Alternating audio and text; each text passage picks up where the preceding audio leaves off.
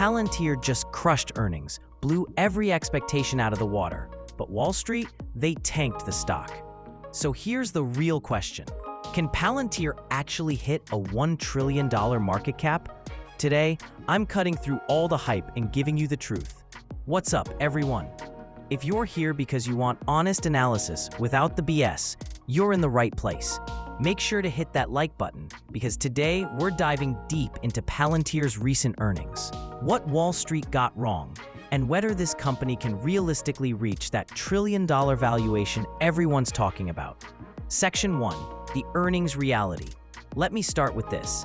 Palantir's earnings were absolutely phenomenal. We're talking video game numbers here. Revenue up 63%, margins expanding. They raised guidance, everything accelerated. But here's what you need to understand. Just because a company posts incredible earnings doesn't mean the stock goes up forever. There's something called valuation, and Wall Street can push a stock way ahead of its fundamentals, even when the company is executing perfectly. Now, I have zero complaints about Palantir's actual performance. They're crushing it. But the market's reaction tells us something important. When a stock drops 8% after killer earnings, it's not about the company, it's about the price already running too far ahead. Section 2. What Wall Street is saying. So I watched several analysts break down Palantir's earnings, and honestly, some of them missed the point completely. One analyst talked about video game numbers and how all this AI infrastructure spending from Google, Microsoft, and Meta will eventually benefit Palantir. Sure, that's true, but that's not directly answering why the stock dropped after great earnings. He's pushing a narrative instead of addressing the real question, valuation. Here's why this matters to you as a retail investor. While Wall Street analysts are busy spinning narratives, we were busy analyzing the actual numbers. That's exactly how many of us got into this stock at $7, $10, $15, or $20 when everyone else was sleeping on it. We were breaking down earnings calls, separating truth from hype, and asking one simple question: is this company executing? And the answer was yes. They were executing at a high level then, and they're executing at an even higher level now. Section 3. The numbers that matter. Let me give you the real story behind these earnings. First, their Rule of 40 score hit 114. For context, most CEOs dream of hitting 40. Palantir almost tripled that. That's insane. Second, their commercial business is the real growth engine right now. Commercial revenue grew 121% year over year and 30% sequentially. And here's the kicker. They're doing this with only around 500 customers on a $400 million revenue base. Most SaaS companies need thousands of clients to hit those numbers. Palantir is doing it with hundreds. That tells you two things: massive runway ahead and incredible stickiness with existing clients. Their net retention rate? 134%. That means existing customers are spending more and more over time. Once Palantir gets embedded in your operations, you're not switching. It's nearly impossible. Section 4. The valuation question. Now here's where things get real, and this is what nobody wants to talk about. When you're trading at over 100 times sales with a $500 billion market cap, the bar isn't just high, it needs to be flawless. And while Palantir's earnings were incredible, they weren't flawless. New customer acquisition slowed slightly.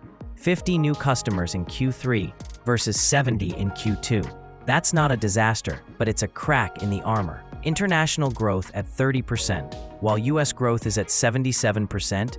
That gap raises questions about global scalability.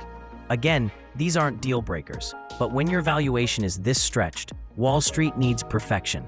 And perfection is impossible to maintain quarter after quarter. Think about it this way. If Palantir was trading at a reasonable valuation, these same earnings would have sent the stock up 25% easily. But we didn't get that. And that tells you everything about where we are in the hype cycle. So, Section 5, the trillion-dollar question. So can Palantir hit $1 trillion? Absolutely. Do I have any doubt this company will get there one day? None whatsoever. Here's why. Their product is sticky. Demand is massive. Nobody can do what they do at the scale they do it. The US government isn't going to stop using Palantir. It's practically impossible to unwind them from those operations.